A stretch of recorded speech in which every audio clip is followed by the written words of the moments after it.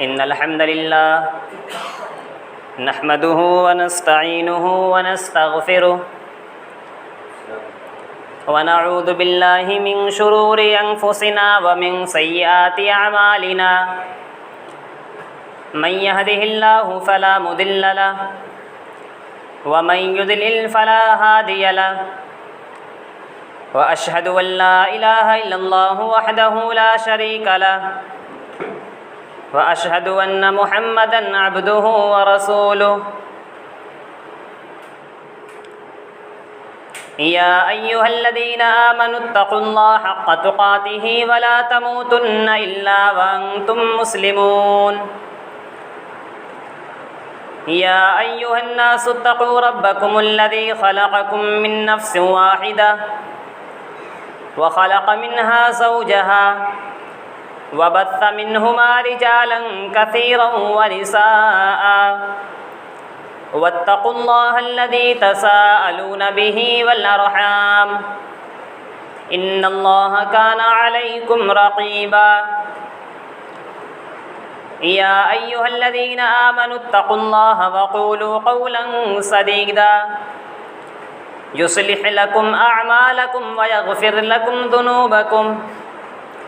ومن يطع الله ورسوله فقد فاز فوزا عظيما أما بعد فإن خير الحديث كتاب الله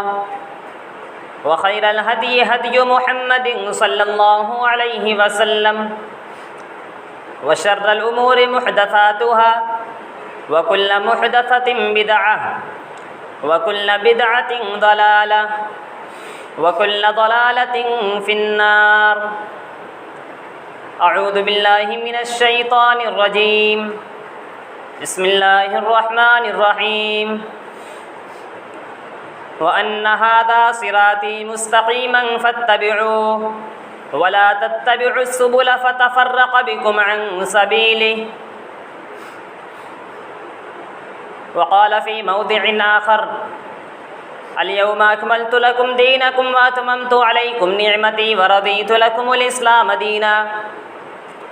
وقال النبي الكريم صلى الله عليه وسلم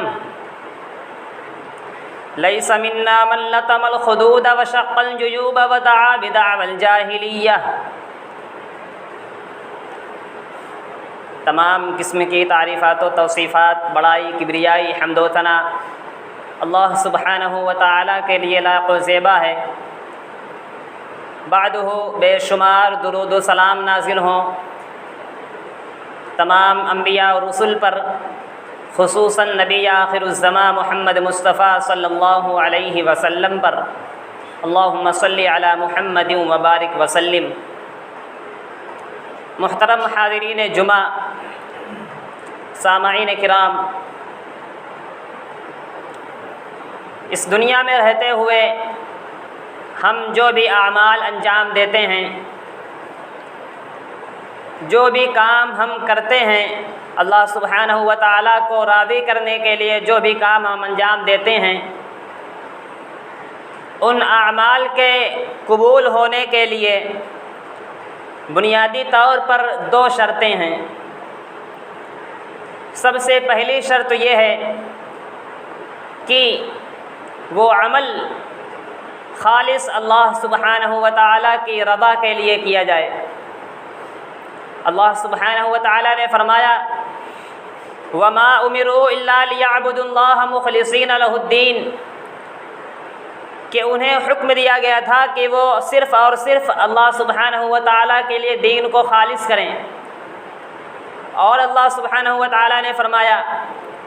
فَاعْبُدِ اللَّهَ مُخْلِصِينَ لَهُ الدِّينَ أَلَا لِلَّهِ الدِّينُ الْخَالِصُ، کہ وہ اللہ سبحانہ و تعالیٰ کے لیے دین کو خالص کرتے ہوئے اللہ سبحانہ و تعالیٰ کی عبادت کریں۔ اور دوسری جو شرط ہے وہ یہ ہے کہ وہ عمل نبی اکرم صلی اللہ علیہ وسلم کے اسوہ اور آپ کی سنت کے مطابق ہونا چاہیے۔ اللہ سبحانہ و تعالیٰ نے فرمایا قل ان کنتم تحبون اللہ فاتبعونی، کہ اے نبی صلی اللہ علیہ وسلم آپ لوگوں سے کہہ دیجئے کہ اگر تم چاہتے ہو کہ اللہ تم سے محبت کرے تو تم میری اتباع کرو، تم میری پیروی کرو۔ فائدہ کیا ہوگا؟ یحببکم اللہ ویغفر لکم ذنوبکم، اللہ سبحانہ و تعالیٰ تم سے محبت کرنے لگے گا اور تمہارے گناہوں کو معاف فرما دے گا۔ معلوم ہوا کہ کسی بھی عمل کے قبول ہونے کے لیے سب سے پہلے ضروری ہے کہ وہ عمل اللہ سبحانہ و تعالیٰ کی رضا کے لیے کیا جائے، اور دوسری بڑی شرط یہ ہے کہ وہ عمل پیارے نبی صلی اللہ علیہ وسلم کی سنت کے مطابق ہو، آپ کے اسوہ پر چلتے ہوئے وہ اس عمل کو انجام دیا جائے۔ اور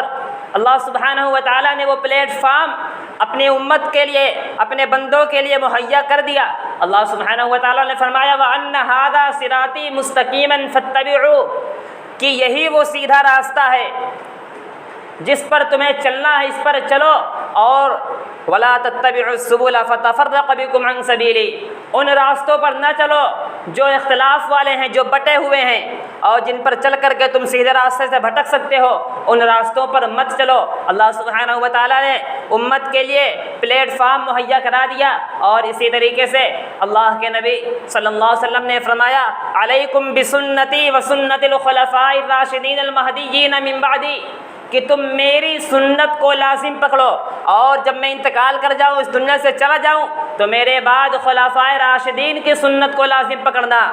اور آپ نے فرمایا تمسکوا علیہا وعضوا علیہا بالنواجذ، کہ انہیں تم مضبوطی سے پکڑ لینا، ایسی مضبوطی سے کہ تم انہیں دانتوں سے جکڑ لینا، انہیں چھوڑنا نہیں۔ وإیاکم ومحدثات الامور، اور ہر نئی چیز سے بچتے رہنا، جو بھی تمہارے سامنے نئی چیز آئے جو میری سنت میں سے نہ ہو، جسے خلفائے راشدین نے انجام نہیں دیا، ان تمام نئی چیزوں سے بچتے رہنا۔ فإن كل محدثة بدعة وكل بدعة ضلالة وكل ضلالة في النار۔ اور یہ بات آپ صلی اللہ علیہ وسلم اپنے ہر خطبے میں بیان فرمایا کرتے تھے کہ تم ہر نئی چیز سے بچنا، کیونکہ ہر نئی چیز بدعت ہے، اور ہر بدعت گمراہی ہے، اور گمراہی جہنم میں لے جانے والی ہے۔ اللہ کے نبی صلی اللہ علیہ وسلم جب حجۃ الوداع فرما رہے تھے، سن 10 ہجری ماہ ذی الحجہ میں اللہ سبحانہ و تعالیٰ نے دین کے تکمیل کی آیت نازل فرما دی۔ اللہ سبحانہ و تعالیٰ نے فرما دیا کہ دین مکمل کر دیا گیا۔ الیوم اکملت لکم دینکم واتممت علیکم نعمتی ورضیت لکم الاسلام دینا، کہ اے نبی صلی اللہ علیہ وسلم ہم نے آپ کے لیے دین کو مکمل کر دیا، اور امت کے لیے دین اسلام کو پسند فرما لیا۔ اللہ سبحانہ و تعالیٰ نے اسلام کو مکمل کر دیا۔ سن 10 ہجری کے بعد سے اب کوئی بھی چیز شریعت کے اندر داخل نہیں ہو سکتی، شریعت کی کتاب بند کر دی گئی، اب کوئی نیا حکم اس میں شامل نہیں کیا جا سکتا۔ سن 10 ہجری ماہ ذی الحجہ سن 10 ہجری کا واقعہ ہے، اس کے بعد سے کوئی نیا حکم دین میں شامل نہیں کیا گیا۔ یہ احکام کی آخری آیت تھی جو اللہ سبحانہ و تعالیٰ نے نازل فرمائی۔ معلوم ہوا کہ دین مکمل کر دیا گیا۔ اب جو بھی فضائل ہیں یا جو بھی نواقض ہیں، جو بھی جتنی بھی چیزیں ہیں، واجبات ہیں، سنن ہیں، مستحبات ہیں، جتنی بھی چیزیں احکام کی ہیں، ساری کی ساری چیزیں مکمل ہو گئیں، اور اللہ سبحانہ و تعالیٰ نے اپنی امت کے لیے پلیٹ فارم دے دیا کہ تمہیں اس دنیا میں رہ کر کے کون سے اعمال انجام دینے ہیں، کن باتوں پر خوشی کا اظہار کرنا ہے، کن چیزوں پر غمی کا اظہار کرنا ہے، کہاں تمہیں اپنے آپ سے خوشی اور ظاہر کرنی ہے، اور کہاں غم کا اظہار کرنا ہے۔ ان تمام باتوں کی پوری تفسیر اللہ سبحانہ و تعالیٰ نے اپنی امت کو عطا فرما دی۔ یہ سن 10 ہجری کا واقعہ تھا۔ اس کے بعد سن 11 ہجری میں نبی اکرم صلی اللہ علیہ وسلم اس دار فانی سے کوچ کر جاتے ہیں، صحابہ کرام کا دور آتا ہے، اور اس زمانے میں بھی کوئی نئی چیز شریعت میں داخل نہیں کی گئی۔ کچھ ایسی چیزیں تھیں جس پر صحابہ کرام کا اجماع ہوا اور اس پر عمل کیا جانے لگا، لیکن اس کی بنیاد بھی عہد نبوی میں ملتی ہے۔ اس کے بعد 50 سال یوں ہی گزر جاتے ہیں۔ 10 محرم الحرام سن 61 ہجری کو ایک واقعہ پیش آتا ہے سازش کے تحت، اور یہ سازش حضرت عثمان رضی اللہ تعالیٰ عنہ کے زمانے سے چلی آ رہی تھی۔ حضرت عثمان رضی اللہ تعالیٰ عنہ کا دور خلافت 12 سال تھا، 6 سال تو خیر خیرے سے گزر گئے، لیکن 6 سال فتنہ کی نظر ہو گیا، اور ان 6 سال میں جنگیں ہوئیں، خون بہے، اور انہی 6 سال کے بعد امیر المؤمنین عثمان رضی اللہ تعالیٰ عنہ کو شہید کر دیا گیا۔ وہیں سے یہ سازش اور یہ فتنہ شروع ہوا جو آج تک امت مسلمہ کے اندر جاری اور ساری ہے۔ یہی فتنہ تھا جب 10 محرم الحرام سن 61 ہجری کو حضرت حسین رضی اللہ تعالیٰ عنہ کی شہادت کا واقعہ پیش آتا ہے۔ اور ایک بات بالکل صاف طور سے واضح کر دینا چاہتا ہوں کہ محرم الحرام کی فضیلت اور شہادت حسین ان دو چیزوں کا آپس میں کوئی تعلق نہیں ہے، کیونکہ محرم الحرام کی جو فضیلت تھی، اس کی جو عظمت تھی، وہ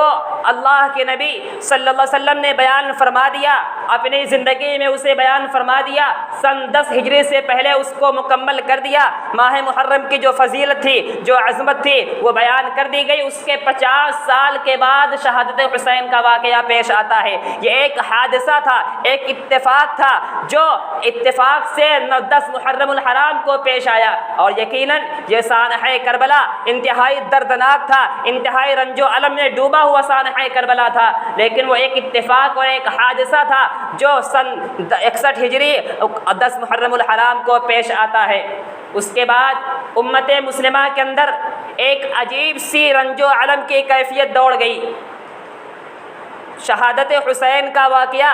سن 61 ہجری میں پیش آیا، لیکن اس کے بعد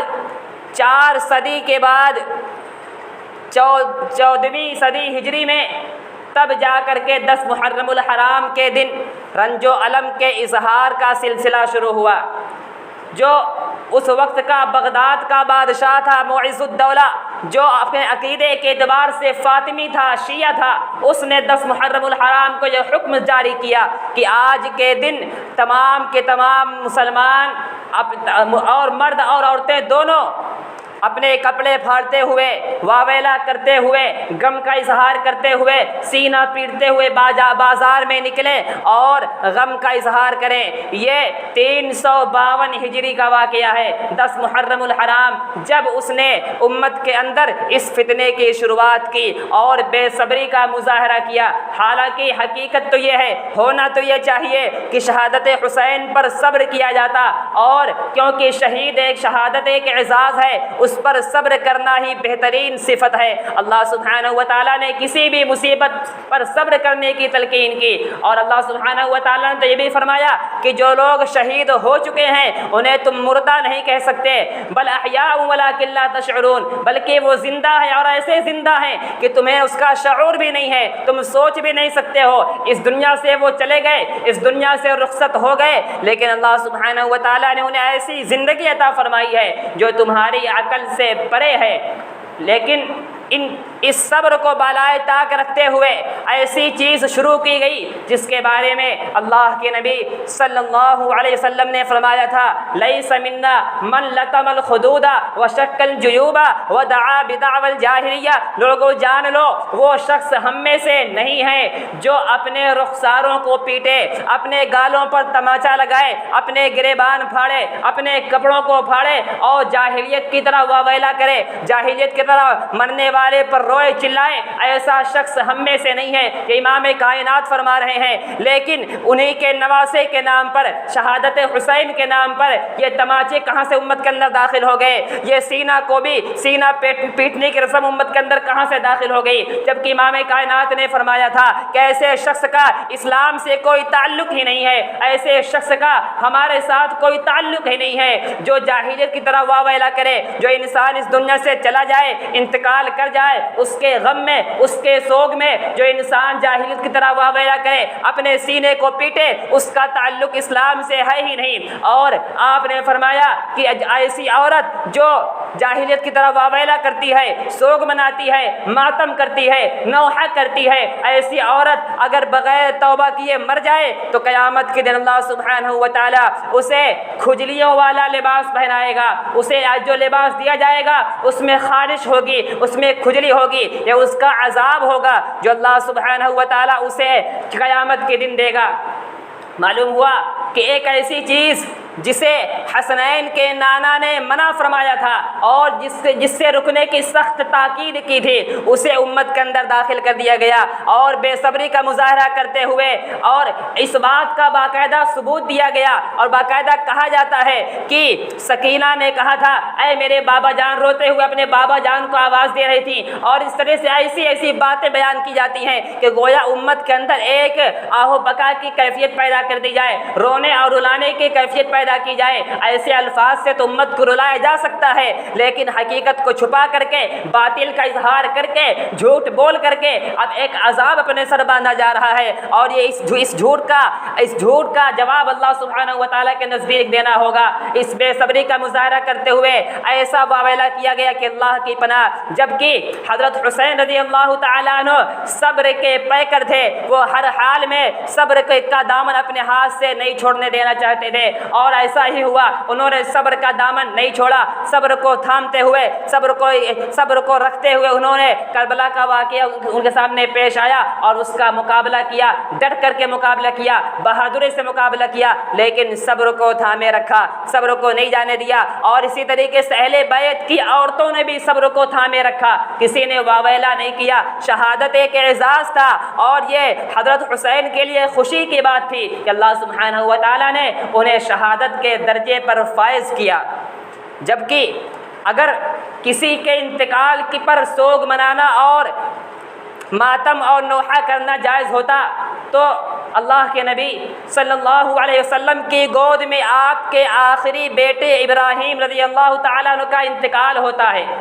آپ کی گود میں وہ انتقال کر جاتے ہیں، آپ کے آخری وارث تھے، اب ان کے بعد کوئی وارث نہیں، لیکن اللہ کے نبی اپنی زبان سے کیا فرماتے ہیں کہ اے میرے بیٹے ابراہیم، تمہاری جدائی کا تو مجھے بہت زیادہ غم ہے، لیکن میں اپنی زبان سے وہی بات کہوں گا جس سے اللہ سبحانہ و تعالیٰ راضی ہوتا ہے، اللہ کو ناراض کرنے والی کوئی بات نہیں کہوں گا۔ ایسا نہیں ہوگا کہ مجھے غم ہے تو غم میں کچھ بھی کہہ جاؤں جس سے اللہ سبحانہ و تعالیٰ ناراض ہو، ہرگز نہیں، بلکہ میں زبان سے وہی کہوں گا جس سے اللہ سبحانہ و تعالیٰ راضی ہو، اور صبر کا دامن تھامے رکھا۔ معلوم ہوا کہ صبر بہت بڑی چیز ہے، ہر مصیبت پر صبر کرنا بہت زیادہ ضروری ہے، لیکن بے صبری کا مظاہرہ کرتے ہوئے سینہ پیٹنا اور اسی طریقے سے اپنے آپ کو زخمی کرنا یہ بہت بڑی جہالت ہے۔ اللہ سبحانہ و تعالیٰ نے فرمایا ان اللہ لا یظلم الناس شیئا ولکن الناس انفسهم یظلمون، کہ بلا شبہ اللہ سبحانہ و تعالیٰ لوگوں پر ظلم نہیں کرتا، لوگ خود اپنے آپ پر ظلم کرتے ہیں۔ اللہ اپنے بندوں پر ظلم نہیں کرتا، بندے خود سے اپنے آپ پر ظلم کرتے ہیں، اور اپنے آپ پر ظلم کرتے ہوئے اپنے بدن کو تکلیف دیتے ہیں، اپنے آپ کو تکلیف سے دوچار کرتے ہیں۔ اور معلوم ہونا چاہیے کہ جس طرح خودکشی کرنا حرام ہے، اسی طریقے سے اپنے بدن کو تکلیف دینا بھی حرام ہے، اپنے بدن کو تکلیف دے کر کے اپنے بدن سے ناحق خون بہانا بھی حرام ہے، کیونکہ اس بدن پر اللہ سبحانہ و تعالیٰ کا حق ہے، یہ شریر اللہ سبحانہ و تعالیٰ کا دیا ہوا ہے، اور اس پر صرف اور صرف اللہ کا حق ہے، ہمارا حق نہیں ہے کہ ہم اسے جیسے چاہیں استعمال کریں۔ اللہ سبحانہ و تعالیٰ نے اسے بنایا اور اس پر قبضے قدرت بھی اللہ سبحانہ و تعالیٰ کی ہے، اللہ تعالیٰ اسے جیسے چاہے استعمال کرے۔ اللہ اپنے بندوں پر ظلم نہیں کرتا، بندے خود اپنے اوپر ظلم کرتے ہیں، اور وہ آگ جس کا عذاب اللہ سبحانہ و تعالیٰ نے اس دنیا میں حرام قرار دے دیا، اس دنیا کے اندر کسی کو آگ کا عذاب نہیں دیا جا سکتا، لیکن افسوس کہ اسی محرم الحرام کے مہینے میں لوگ آگ کا عذاب بھی جھیلتے ہیں، آگ پر چلا جاتا ہے اور آگ کی تپش کو برداشت کیا جاتا ہے۔ یہ انتہا درجے کی جہالت ہے، اور ان تمام جہالت کو خود احمد رضا بریلوی رحمہ اللہ نے اپنی کتاب ملفوظات میں اور فتاوی رضویہ میں، جو ان کی سب سے مشہور کتاب ہے اور کئی ساری جلدوں میں کتاب ہے فتاوی رضویہ، اس کتاب کے اندر انہوں نے کئی مقامات اس بات کا رد کیا ہے کہ تعزیہ بنانا ناجائز ہے، تعزیہ دیکھنا ناجائز ہے، تعزیہ سے منت ماننا ناجائز ہے، نوحہ کی مجلسوں میں جانا ناجائز ہے، ان تمام باتوں کو انہوں نے ناجائز اور حرام لکھا ہے۔ اسی طریقے سے احمد رضا بریلوی رحمہ اللہ کے ساتھ ساتھ شیخ عبد القادر جیلانی رحمہ اللہ نے بھی اپنی کتاب میں ان تمام چیزوں کو ناجائز اور حرام لکھا ہے۔ معلوم ہوا کہ اہل سنت کا کوئی بھی امام اس چیز کو جائز اور حلال نہیں لکھا ہے۔ ہم سنی ہیں، ہم اپنے آپ کو اہل سنت والجماعت میں شمار کرتے ہیں، لیکن اہل سنت والجماعت کے کسی بھی عالم نے تعزیہ نوحہ اور ماتم کو جائز نہیں قرار دیا، سب نے اسے ناجائز اور حرام لکھا۔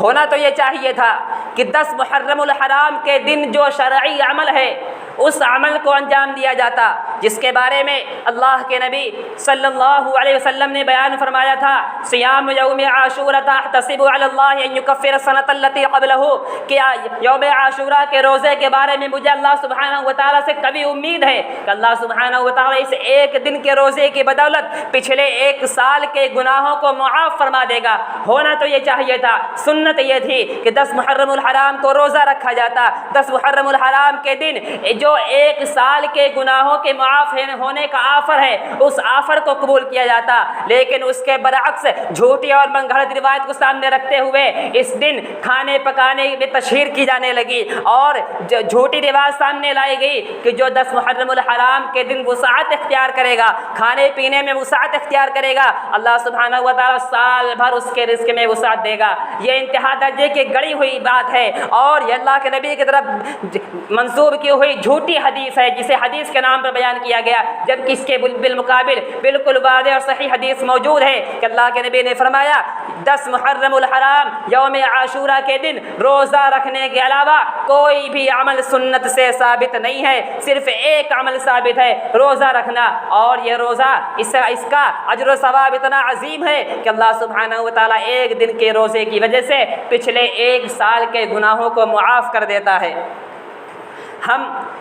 حضرت حسین رضی اللہ تعالیٰ عنہ سے محبت کرتے ہیں اور ہمارا عقیدہ بھی یہ ہے کہ جو اہل بیت سے محبت نہیں کرتا وہ مسلمان نہیں ہے، وہ مومن کہلانے کا حقدار نہیں ہے۔ ہمیں اپنے دل و جان سے زیادہ اہل بیت سے محبت ہے اور ہم محبت کرنے کا مطلب یہ سمجھتے ہیں کہ جس سے محبت کی جائے اس کے ہر عمل کو اپنایا جاتا ہے، اس کے ہر عمل کو اپنانے کی کوشش بھی کی جاتی ہے، اور ہونا بھی یہی چاہیے تھا کہ ہم محبت حسین کے نام پر حضرت حسین رضی اللہ تعالیٰ کی سیرت کو اپناتے، ان کے زندگی کے پہلو کو ہم پڑھنے کی کوشش کرتے اور ان کی زندگی میں جو واقعات رونما ہوئے ہیں ان سے سبق حاصل کرتے ہوئے انہیں ہم اپنی زندگی میں اتارنے کی کوشش کرتے۔ جس طرح حضرت حسین رضی اللہ تعالی عنہ نے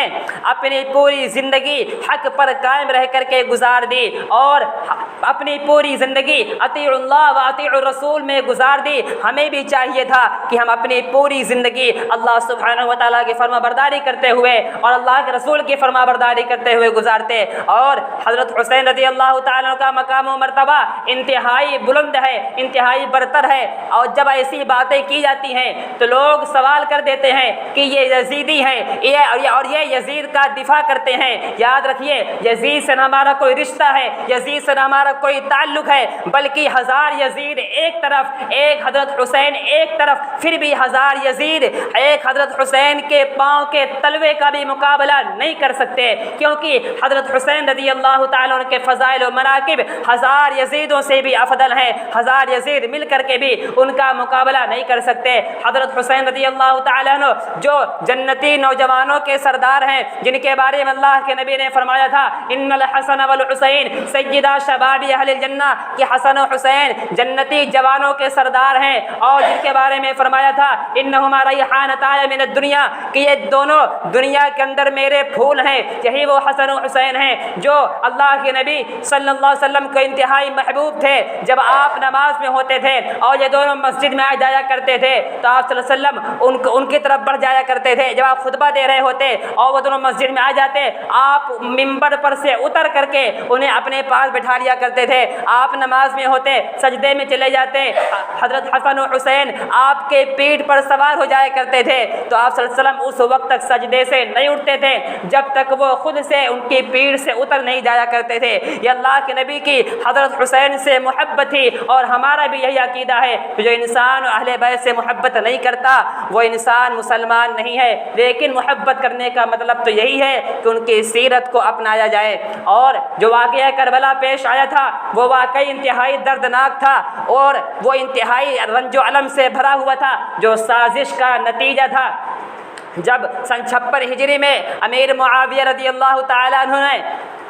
یزید کو ولی عہد نامزد کر دیا کہ میرے بعد خلیفہ یزید ہوگا، تو اس وقت صرف اور صرف 4 لوگوں نے اس بات سے اختلاف کیا تھا، بقیہ پوری کی پوری امت اس بات پر متفق تھی۔ وہ 4 لوگ کون تھے؟ عبداللہ بن عمر، عبداللہ بن عباس اور عبد الرحمن بن ابی بکر اور حضرت حسین ابن علی۔ یہ 4 لوگ تھے جو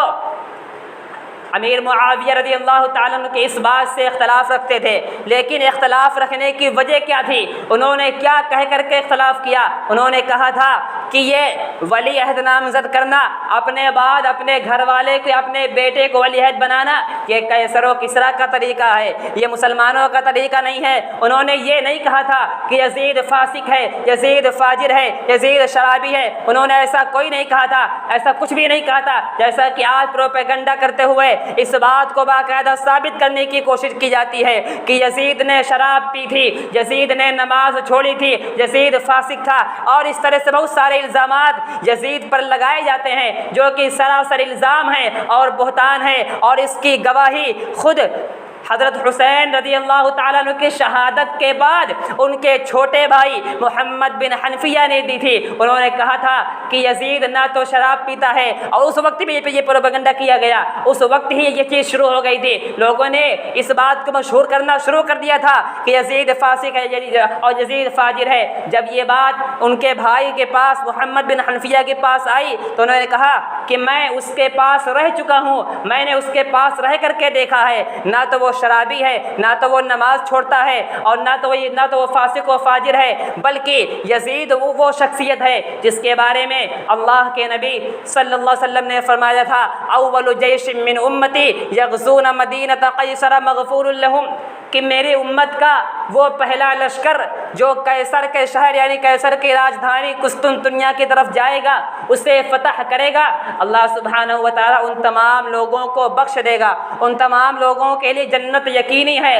اور تاریخ شاہد ہے، اتہاس نے لکھا ہے کہ وہ جو لشکر گیا تھا اس کا کمانڈر یزید تھا، اور اس لشکر میں حضرت حسین رضی اللہ تعالیٰ عنہ، عبداللہ بن عمر رضی اللہ تعالیٰ عنہ، ابو ایوب انصاری رضی اللہ تعالیٰ عنہ، ان جیسے بہت سارے صحابہ کرام اس لشکر میں شامل تھے۔ یہ وہی ابو ایوب انصاری ہیں جو مدینہ میں رہتے تھے۔ جب اللہ کے نبی ہجرت کر کے مدینہ آئے تھے تو آپ صلی اللہ علیہ وسلم نے سب سے پہلے انہی کے گھر میں قیام فرمایا تھا، اور دیکھیے اسی جنگ میں ابو ایوب انصاری رضی اللہ تعالیٰ عنہ شہید ہو جاتے ہیں، اور ان کی وصیت تھی کہ میرا جنازہ لشکر کے امیر پڑھائیں گے، لشکر کے امیر یزید تھے، چنانچہ یزید نے ابو ایوب انصاری رضی اللہ تعالیٰ عنہ کا جنازہ پڑھایا، اور جنازے میں بڑے بڑے صحابہ کرام، خود حضرت حسین رضی اللہ تعالیٰ عنہ بھی شامل تھے۔ اگر یزید فاسق و فاجر ہوتا تو نعوذ باللہ اتنے بڑے صحابہ کرام، اتنے کبار صحابہ اس کے پیچھے نماز پڑھتے؟ ہرگز نہیں۔ اگر یزید فاسق و فاجر ہوتا تو اس کی کمان میں اتنے بڑے بڑے صحابہ کرام جنگ نہیں کرتے۔ یزید پر لعن طعن کرنا اور یزید پر ایسی باتیں بولنا گویا کہ صحابہ کرام کو لعن طعن کرنا ہے۔ ہم یزید کا دفاع اس لیے کرتے ہیں کیونکہ ہر مسلمان کا دفاع کرنا دوسرے مسلمان پر ضروری ہے۔ جب کسی انسان پر کیچڑ اچھالا جائے، جب اس پر تہمتیں لگائی جائیں تو اس کی تحقیق کرنا ضروری ہے۔ اللہ سبحانہ و تعالیٰ نے بھی فرمایا کہ جب تمہارے پاس کوئی ایسا انسان خبر لے کر کے آئے جو فاسق ہو تو تم پر ضروری ہے کہ تم اس کی تحقیق کر لیا کرو۔ جب یزید پر کیچڑ اچھالا گیا تو پھر اس کا دفاع کرنا واجب تھا، کیونکہ اگر اس کا دفاع نہ کیا جائے تو اس کے بدلے پورا کا پورا اسلام خطرے میں آ جاتا ہے۔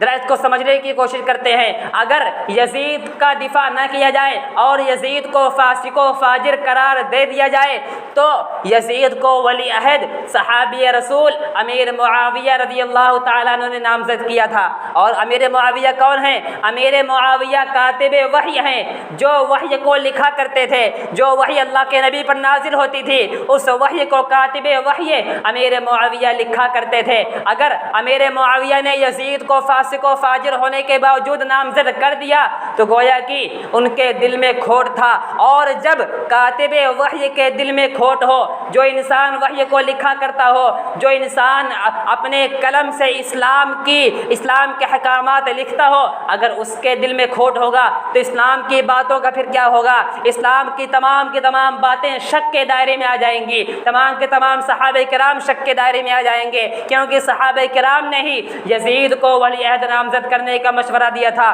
مغیرہ بن شعبہ کا نام سر فہرست ہے جنہوں نے یزید کو نامزد کرنے کا مشورہ دیا تھا۔ اس طرح سے اگر یزید کو فاسق و فاجر قرار دے دیا جائے، اگر یہ کہہ دیا جائے کہ یزید نے شراب پی تھی، یزید نماز چھوڑتا تھا، تو گویا کہ ہم پورے اسلام کو شک کے دائرے میں لا کر کے کھڑا کر دے رہے ہیں۔ لہٰذا ضروری ہے کہ سچائی کو جانا جائے، حق کو پہچانا جائے، اور جو بات حق ہے اسے تسلیم کیا جائے۔ اس معاملے میں ہمارا حال یہ ہونا چاہیے، ہمارا رویہ یہ ہونا چاہیے کہ ہم انہیں ان کے حال پر چھوڑ دیں۔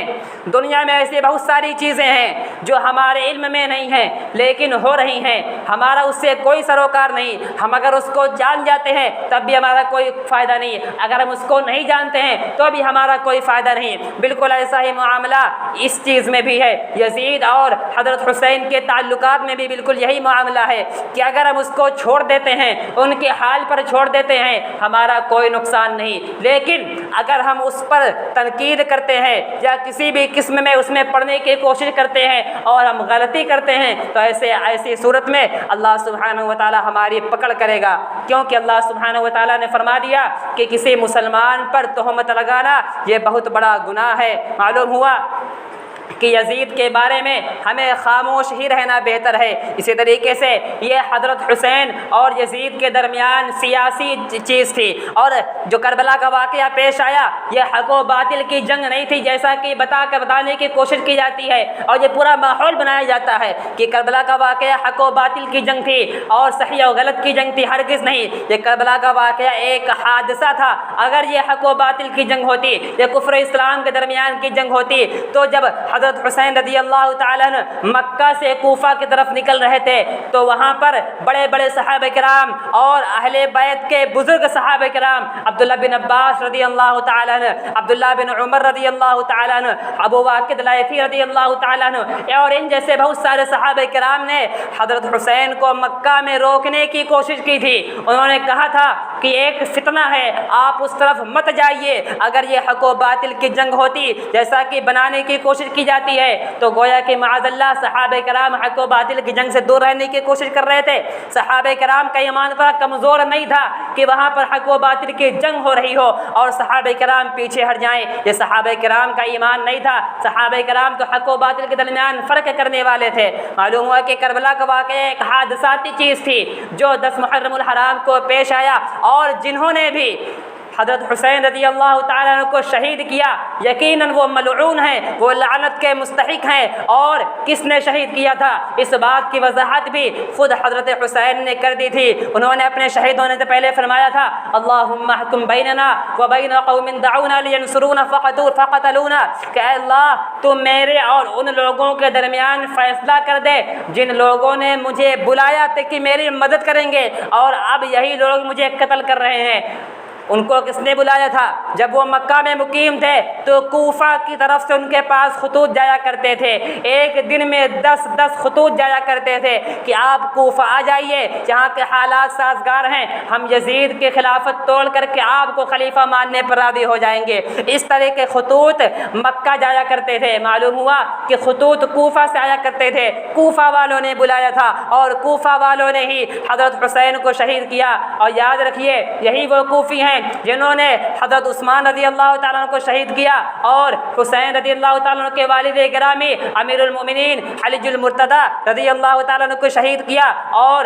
حضرت حسین کے بڑے بھائی حضرت حسن رضی اللہ تعالیٰ عنہ کو شہید کیا۔ گویا کہ یہ کوفی اہل بیت کے دشمن تھے اور ایک ایک کر کے تمام اہل بیت کو ان کوفہ والوں نے ہی شہید کیا تھا۔ اور یہ کوفہ ہمیشہ سے فتنہ کی جگہ رہی ہے، ہمیشہ سے یہاں پر فتنہ پیدا ہوتے رہے ہیں، اور یہ فتنے اللہ کے نبی کے زمانے سے ہی پنپنا شروع ہو گئے تھے۔ عبداللہ بن سبا یہودی کی یہ پوری کارستانی اور یہ اسی کی پوری سازش تھی جو آج تک امت مسلمہ جھیلتی چلی آ رہی ہے۔ معلوم ہوا کہ 10 محرم الحرام کو جو واقعہ پیش آیا یہ صرف اور صرف ایک حادثہ تھا، اسلامی احکام سے اس کا کوئی تعلق نہیں، یہ اسلامی احکام میں شامل نہیں ہو سکتا۔ 10 محرم الحرام کو جو اسلام کا حکم ہے وہ صرف اور صرف یہی ہے کہ اس دن کا روزہ رکھا جائے جس کا اللہ کے نبی نے حکم دیا، دوسرا کوئی بھی عمل اس دن میں ثابت نہیں ہے۔ اور اس کے علاوہ جو خرافات کی جاتی ہیں چاہے وہ جس بھی قسم کی ہو، اسلام کا ان سے کوئی تعلق نہیں، اور ایسی خرافات کرنے والوں